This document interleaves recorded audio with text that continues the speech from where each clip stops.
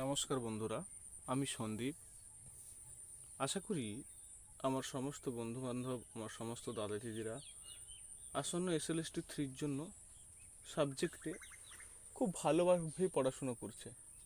আজকে তোমাদের আমি গুরুত্বপূর্ণ 50টি প্রশ্ন জৈন দর্শনের ওপর যেগুলো নিয়ে আলোচনা করব। চলো শুরু করা যাক। প্রথম প্রশ্ন: জৈন দর্শনকে একই সঙ্গে বহুত্ববাদ, বাস্তববাদ, বাস্তু স্বতন্ত্রবাদ এবং সর্বপ্রাণবাদ বলা হয়। এর মধ্যে সর্বপ্রাণবাদ বিশেষভাবে কোন মতকে নির্দেশ করে? তাহলে আমরা দেখছি যে জৈন দর্শন একই সঙ্গে সে হচ্ছে বহুত্ববাদী, বাস্তববাদী এবং বস্তুর স্বতন্ত্র অস্তিত্ব স্বীকার করে। তারা বস্তু স্বতন্ত্রবাদী এবং তার সঙ্গে সঙ্গে জৈন দর্শনকে সর্বপ্রাণবাদীও বলা হয়ে থাকে। কেন সর্বপ্রাণবাদী বলা হয়ে থাকে? না, তার কারণ হচ্ছে জৈন দার্শনিকরা উদ্ভিদ এবং জগতের সমস্ত সূক্ষ্ম পদার্থের মধ্যে তারা স্বীকার করে যে সেই একদম সূক্ষ্ম জীব থেকে বৃহৎ জীব পর্যন্ত প্রত্যেকের মধ্যে আত্মার অস্তিত্ব রয়েছে। এই কারণে উদ্ভিদ এবং সূক্ষ্ম জীবের মধ্যে জীবাত্মার অস্তিত্ব স্বীকার করার কারণে জৈন দার্শনিকদেরকে সর্বপ্রাণবাদী বলা হয়ে থাকে। পরবর্তী প্রশ্ন: নিচের কোন বক্তব্যটি জৈন দর্শনের অনেকান্তবাদের যথার্থ ব্যাখ্যা?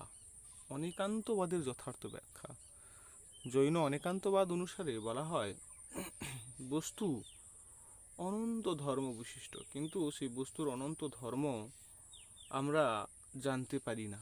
আমরা সেই অনন্ত ধর্মের মধ্যে কয়েকটি ধর্মকে জানতে পারি। এই যে বস্তুর অনন্ত ধর্মের মধ্যে কয়েকটি বিশেষ গুণ বিষয়বস্তুকে আমরা জানতে পারি, সেটা হচ্ছে অনেকান্তবাদ।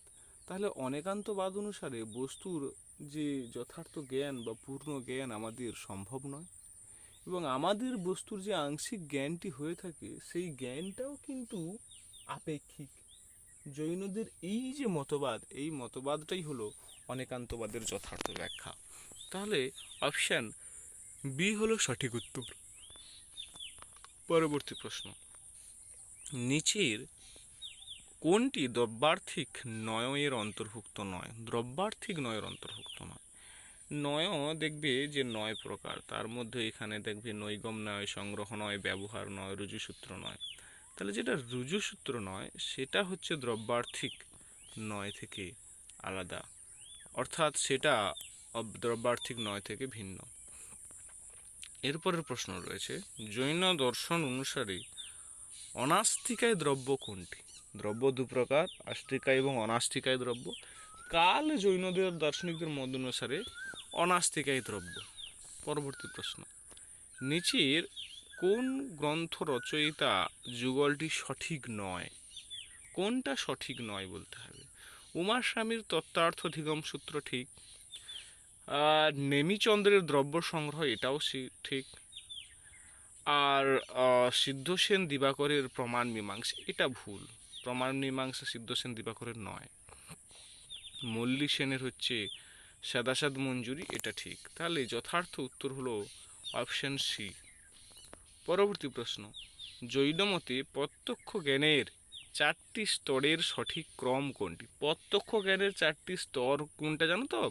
সেটা হচ্ছে অবগ্রহ, ইহা, অবায় এবং ধারণা। এই 4টা স্তর কিন্তু যথার্থ। তাহলে প্রত্যক্ষ জ্ঞানের 4টা স্তর কি কি?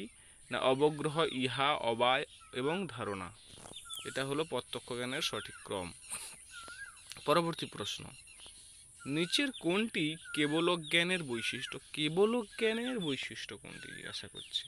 তাহলে আমরা জানি জ্ঞান, মতি, শ্রুতি, অবধি, কেবল, মনোপর্যায়, এইগুলো হচ্ছে জৈন দর্শন মত অনুসারে জ্ঞান। কেবলজ্ঞানের বৈশিষ্ট্য কি? কেবল জ্ঞানের বৈশিষ্ট্য হচ্ছে যারা সিদ্ধ পুরুষ, যারা সর্বজ্ঞ, মানে বা কি বলা যায় সিদ্ধ পুরুষ, তারা কি করে না, এই তাদের যে সর্বজ্ঞ জ্ঞান অর্থাৎ পূর্ণ জ্ঞান এবং অবাধ জ্ঞানকে কেবল জ্ঞান বলা হয়। তাহলে কেবল জ্ঞান হচ্ছে সর্বজ্ঞ সিদ্ধ পুরুষের যে পূর্ণ এবং অবাধ জ্ঞান, তাকেই কেবল জ্ঞান বলা হয়। আচ্ছা, সেটাই হচ্ছে তার বৈশিষ্ট্য। পরবর্তী প্রশ্ন, নিচের কোন জোড়টি ভুলভাবে মিলিত হয়েছে? ভুলভাবে মিলিত হয়েছে কোনটি সেটা বলতে হবে। দেখো, ভুলভাবে মিলিত হয়েছে আকাশ কর্মবন্ধনের কারণ। আকাশ কিন্তু কর্মবন্ধনের কারণ নয়, পুদ্গল হচ্ছে, যেহেতু সেটা জড় সেইহেতু সে হচ্ছে বন্ধনের কারণ। তাহলে আকাশ কর্মবন্ধনের কারণ সেটা হচ্ছে ভুল। হ্যাঁ, আর আমাকে খুঁজে বের করতে বলছে কোনটা ভুলভাবে মিলিত হয়েছে সেটা। বাকিগুলো কিন্তু সব ঠিক। দেখো দেয়া আছে ধর্ম কি, ধর্ম গতির সহায়ক কারণকে ধর্ম বলে। অধর্ম কি, যেটা স্থিতির সহায়ক মানে কারণ বা স্থিরের সহায়ক কারণ, সেটাকে অধর্ম বলে। তারপর দেখো পুদ্গল কি, পুদ্গল জড়, সেটা জড়, সেটা হচ্ছে তার স্পর্শ, স্বাদ, গন্ধ, বর্ণ এইগুলো থাকবে। কারণে অপশান সি হচ্ছে সঠিক উত্তর। পরবর্তী প্রশ্ন বলছে যে জৈন দর্শন অনুযায়ী আত্মার বন্ধনের প্রধান কষায় কোনগুলির সমষ্টি? কষায়, কষায় হচ্ছে বন্ধনের কি বলা যায়, আত্মার বন্ধনের যে কারণ সেটা হচ্ছে কষায়। এবং এই কষায়ের ফলে কি বলা যায় বন্ধন আমাদের হয়। এবার প্রশ্নে জিজ্ঞাসা করা হয়েছে জৈন দর্শন অনুযায়ী আত্মা বন্ধনের, আত্মা যে বন্ধন দশায় পতিত হয় সেই বন্ধনের প্রধান কষায় যে রয়েছে সেগুলোর সমষ্টি কোনটা? সেগুলোর সমষ্টি হচ্ছে ক্রোধ, মান, মায়া, লোভ এইগুলো। পরবর্তী প্রশ্ন দেখো, নিচের কোন উক্তিটি জৈন দর্শনের ত্রিরত্ন সম্পর্কে সঠিক? দেখো ত্রিরত্ন তিনটি, সাম্যক দর্শন, সাম্যক জ্ঞান, সাম্যক চরিত্র। তাহলে এইটাই যথার্থ উত্তর হবে, বাকিগুলো হবে না। পরবর্তী প্রশ্ন, নিচে জৈন দর্শন অনুসারে কোনটি পরোক্ষ জ্ঞানের অন্তর্ভুক্ত হলেও যথার্থ প্রমাণ হিসেবে গণ্য? তাহলে জৈন মত অনুসারে সেই জ্ঞানটা পরোক্ষ, কিন্তু পরোক্ষ হলেও কি হয়েছে, সেটা হচ্ছে যথার্থ জ্ঞান হিসাবে কিন্তু গণ্য হয়। কোনটা? অবধি, মনোপর্যায়, মতি, কেবল। মতি হচ্ছে পরোক্ষ জ্ঞান, কিন্তু পরোক্ষ জ্ঞান হলেও সেটা যথার্থ জ্ঞান দেয়। ক্লিয়ার? আর এই অবধি, মনোপর্যায়, কেবল এইগুলো কিন্তু সব অপরোক্ষ জ্ঞান। পরবর্তী প্রশ্ন, জৈন মতে নিম্নের কোনটি সপ্তভঙ্গি নয়ের অন্তর্গত নয়? সপ্তভঙ্গি নয়ের অন্তর্গত নয় কোনটি? না স্যাদ নিত্য, এটা সপ্তভঙ্গি নয়ের অন্তর্গত নয়। হ্যাঁ, স্যাদ নিত্য এটা সপ্তভঙ্গি নয়ের অন্তর্গত নয়। পরবর্তী প্রশ্ন, জৈন দর্শনে ধর্ম অধর্ম দ্রব্য বলতে কি বোঝায়? একটু আগে কিন্তু আমি একটা অপশানে পড়েছিলাম ধর্ম অধর্ম কি। ধর্ম হচ্ছে গতির সহায়ক এবং অধর্ম হচ্ছে স্থিতির সহায়ক। পরবর্তী প্রশ্ন, নিচের কোন বক্তব্যটি জৈন দর্শনের উৎপাদ, ব্যয়, দ্রব্য তত্ত্বকে সর্বোত্তমভাবে প্রকাশ করে? সেটা হচ্ছে দ্রব্য স্বরূপে নিত্য, কিন্তু পর্যায়ের দিক থেকে সেটা পরিবর্তনশীল। অর্থাৎ অ্যাকচুয়াল দ্রব্যের ডেফিনেশন দিতে গিয়ে এইটা বলা হয়েছে যে জৈন মত অনুসারে দ্রব্য কি, হ্যাঁ, বা পদার্থ কি, দ্রব্য কি না, দ্রব্য কি যার মধ্যে ব্যয়ের উৎপাদ রয়েছে, যার ব্যয় রয়েছে, যার দ্রব্য রয়েছে, সেটা হচ্ছে দ্রব্য। এইবার জৈন দার্শনিকদের মত অনুসারে বলছে দ্রব্য স্বরূপটা কি না, দ্রব্য হচ্ছে নিত্য, কিন্তু পর্যায়ের দিক থেকে সেটা পরিবর্তনশীল। জৈন মতে পুদ্গলের মৌলিক গুণ কোনটা নয়? এই চারটা অপশন দেওয়া রয়েছে, তার মধ্যে কোনটা মৌলিক গুণ নয় তোমাকে জিজ্ঞাসা করেছে। মৌলিক গুণ কোনটা নয়? স্পর্শ, গন্ধ, বর্ণ। দেখো একটু আগে কিন্তু প্রশ্ন পড়তে গিয়ে আমরা আলোচনা করেছি যে এই যে স্পর্শ, গন্ধ, বর্ণ এইগুলো কিন্তু পুদ্গলের গুণ, কিন্তু পুদ্গল যেহেতু জড়, এটা বন্ধনের কারণ, সেহেতু চৈতন্যটা কিন্তু এর মৌলিক গুণ নয়। পরবর্তী প্রশ্ন,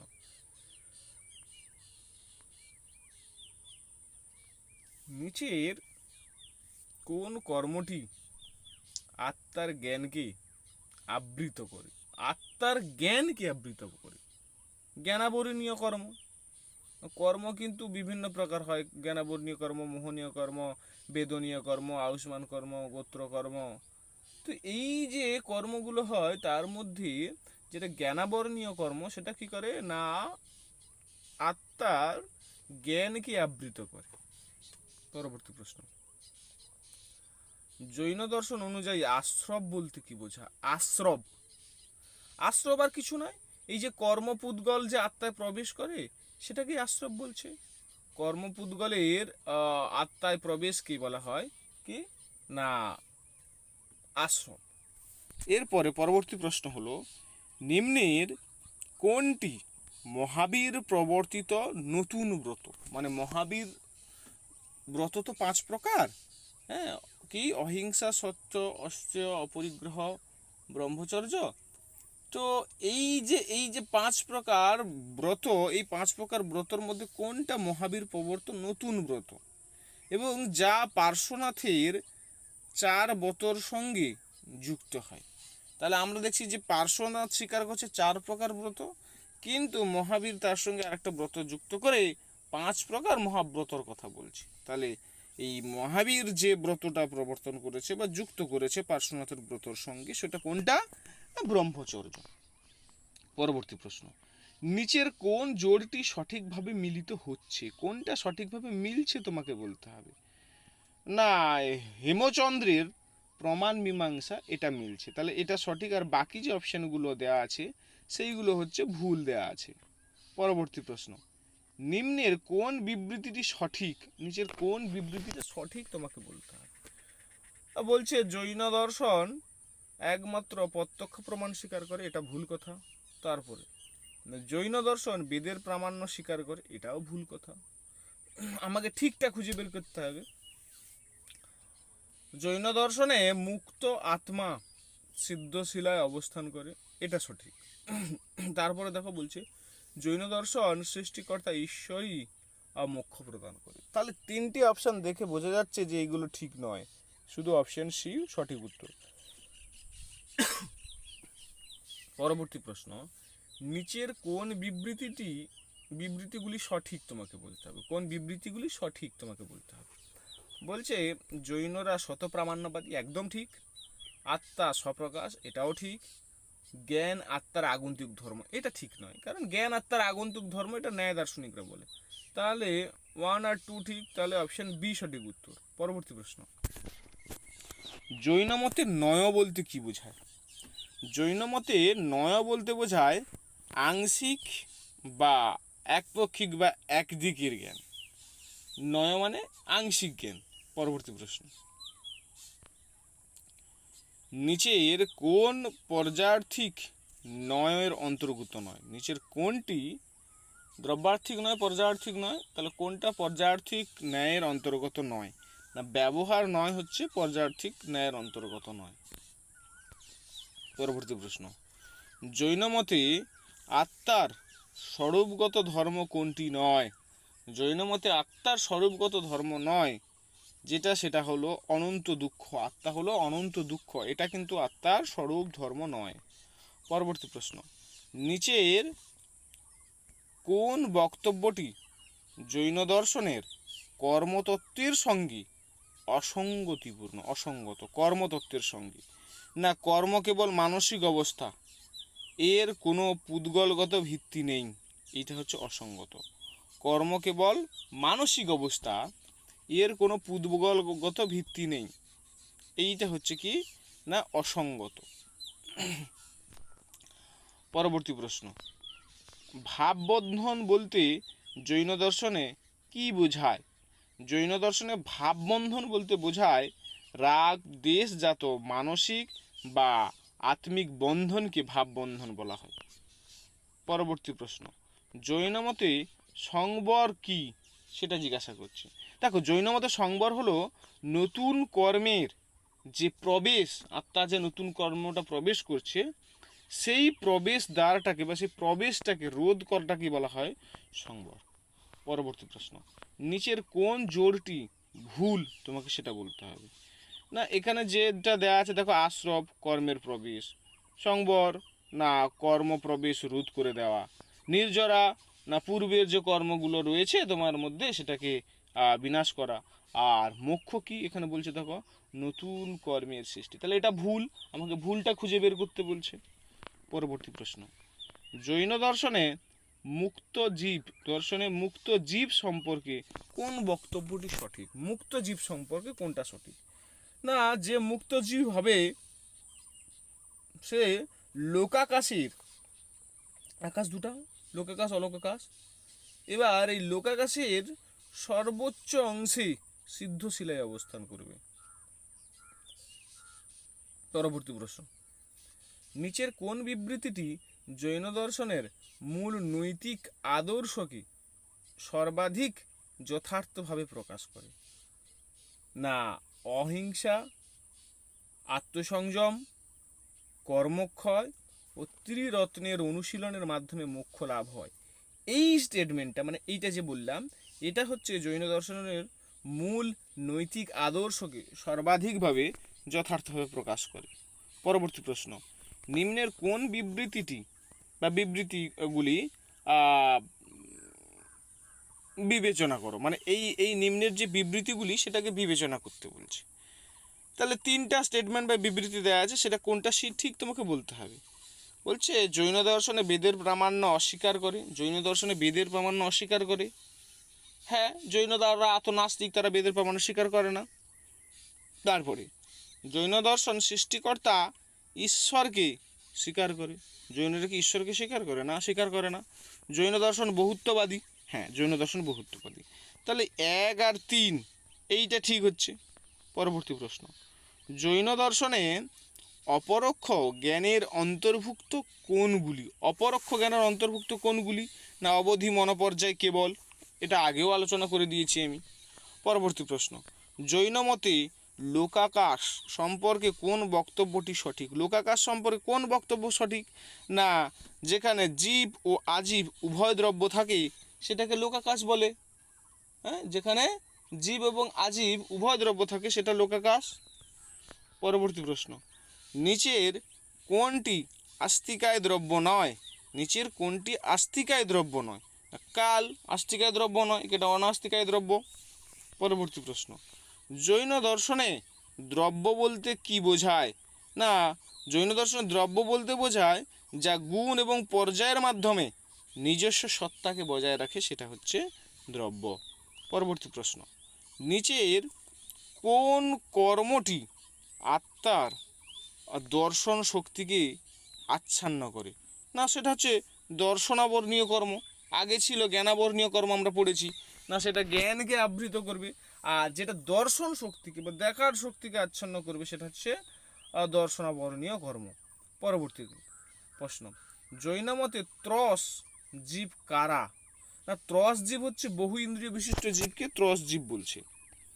পরবর্তী প্রশ্ন, জৈন দর্শনে ত্রিরত্নের অন্তর্ভুক্ত নয় কোনটা? ত্রিরত্নের অন্তর্ভুক্ত নয় কোনটা নিচের অপশানগুলোর মধ্যে? সাম্যক তপস্যা, কারণ সাম্যক দর্শন, সাম্যক জ্ঞান, সাম্যক চরিত্র, এটা ত্রিরত্নের মধ্যে পড়ে, এটা আগেও পড়েছি আমরা। পরবর্তী প্রশ্ন, জৈন মতে লোকাকাশ, আকাশ দু প্রকার আমি আগে বলেছিলাম, লোকাকাশ অলোকাকাশ। অলোকাকাশ সম্পর্কে কোন বক্তব্যটি সঠিক?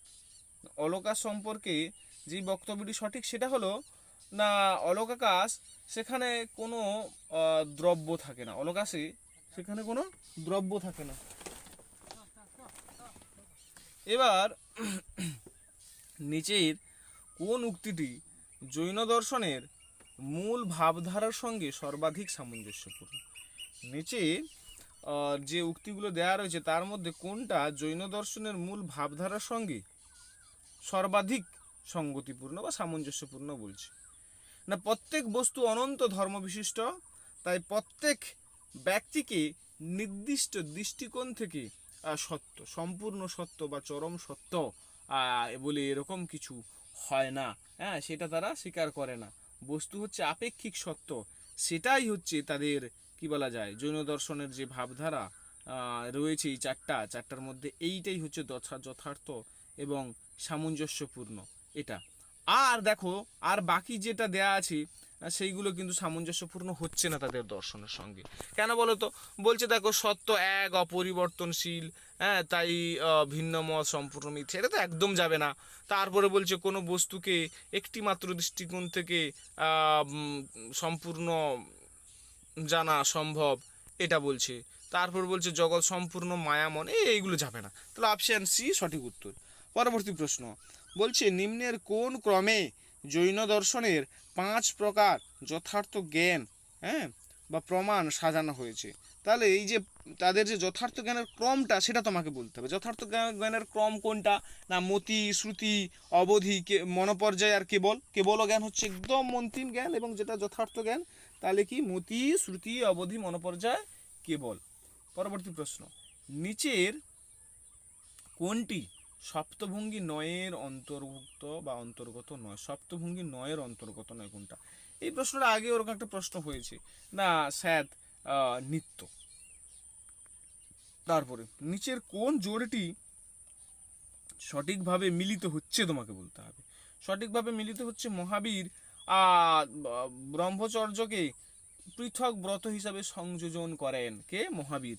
আর বাকিগুলো দেখো বলছে পার্শ্বনাথ পঞ্চমহাব্রত প্রচার করেন, এটা হবে না, কারণ পার্শ্বনাথ তো মহাব্রত পঞ্চমহাব্রত প্রচার করে না, তিনি 4টা ব্রতর কথা বলে। তাহলে ঋষভবেদ দেখো 24তম তীর্থাঙ্কর না, ঋষভদেব 24তম তীর্থাঙ্কর নয়। মহাবীর প্রথম তীর্থাঙ্কর, এটাও নয়। হ্যাঁ, তাহলে এটা ভুল। তাহলে অপশন বি হচ্ছে সঠিক উত্তর। পরবর্তী প্রশ্ন না জৈন দর্শন অনুসারে অনুব্রত কার জন্য নির্ধারিত? দেখো একটা হচ্ছে অনুব্রত, একটা হচ্ছে মহাব্রত। তাহলে অনুব্রত কার জন্য? না গৃহী অনুসারী, অর্থাৎ যারা ঘরে থেকে, বাড়িতে থেকে, হ্যাঁ, ঘরে থেকে হচ্ছে কি বলে ধর্ম পালন করে, তাদের জন্য যেটা দেওয়া হয়েছে সেটা হচ্ছে অনুব্রত। হ্যাঁ, তাহলে গৃহী অনুসারীদের হচ্ছে জন্য নির্ধারিত হচ্ছে অনুব্রত। তারপরে প্রশ্ন নিচের কোনটি দিগম্বর সম্প্রদায়ের মত? দিগম্বর সম্প্রদায়ের মত, দেখো সম্প্রদায় দুটা, শ্বেতাম্বর, দিগম্বর। যারা দিগম্বর তাদের মতটা না কঠোর, তারা মানে কঠোর ত্যাগ তপস্যা, এটা হচ্ছে দিগম্বরের জীবনের মেন আদর্শ। এই কারণে তারা এতটাই কঠোর যে তারা কোনো রকম অ্যাটাচমেন্ট না রাখার কারণে তারা হচ্ছে বস্ত্র মানে পরিধান করে না। তাহলে অপশান সি সঠিক উত্তর। তারপরের প্রশ্ন বলছে নিম্নের কোনটি জৈন দর্শনের মৌলিক নীতি নয়?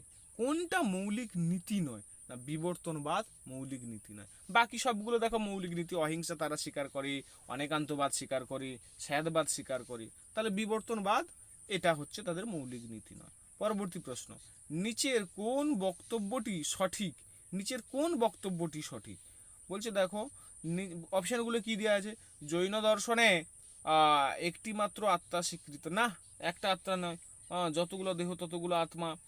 আত্মা আবার হচ্ছে কি বলা যায়, যত বড় দেহ তত বড় আত্মা, এরকমও বলা হয়। তারপরে বলছে দেখো আত্মা জ্ঞাতা কর্তা ভোক্তা, আত্মা হচ্ছে জ্ঞাতা কর্তা ভোক্তা, ঠিক, আত্মা জ্ঞাতা কর্তা ভোক্তা, এটা ঠিক। তারপরে দেখো বলছে আত্মা সর্বদা দেহের সমান আকারের নয়, এটা তো হবে না, কারণ এটা তো তারা বলে যত বড় দেহ তত বড় আত্মা। তারপর বলছে আত্মা জড় পদার্থ, এটা হবে না। তাহলে সঠিকটা খুঁজে বের করতে বলছে, সঠিক হচ্ছে অপশান বি।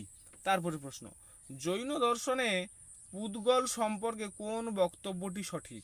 না পুদ্গল তো জড়, আমি আগেই বলেছি। তাহলে কি না এটি হচ্ছে একটা জড় দ্রব্য এবং একটা পরমাণু দ্বারা গঠিত, এর রং গন্ধ স্বাদ বর্ণ এইগুলো রয়েছে।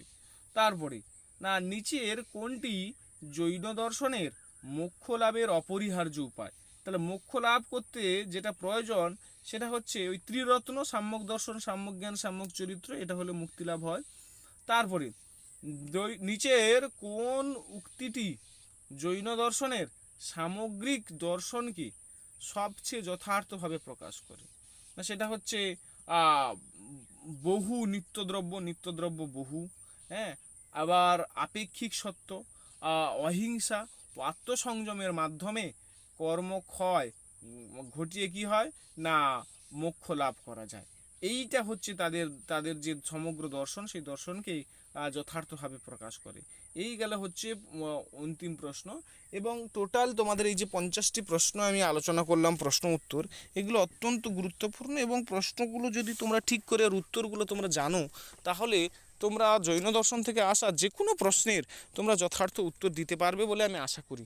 এবং আমি প্রতিনিয়ত বিভিন্ন দর্শনের ওপর এসএলএসটিতে যতগুলো সিলেবাসের মধ্যে রয়েছে, সেই ভারতীয় দর্শন, পাশ্চাত্য দর্শন, সমাজ রাষ্ট্র দর্শন, হ্যাঁ, মনোবিজ্ঞান, হ্যাঁ, লজিক, প্রত্যেকটি বিষয়ের ওপর আমি এইভাবে 50টি করে প্রশ্ন নিয়ে আলোচনা করব এবং তোমাদের যদি এই ধরনের 50টি করে এই গুরুত্বপূর্ণ প্রশ্নগুলোর ভিডিওর সিরিজ যদি তোমাদের ভালো লাগে, অবশ্যই ভিডিওটিকে লাইক করবে এবং কোনো না কোনো তোমরা কমেন্ট করবে এবং বন্ধুদের সঙ্গে ভিডিওটাকে শেয়ার করবে। আর অবশ্যই প্রতিনিয়ত এরকম ভিডিও পাওয়ার জন্য চ্যানেলটাকে সাবস্ক্রাইব করে রাখবে। ধন্যবাদ।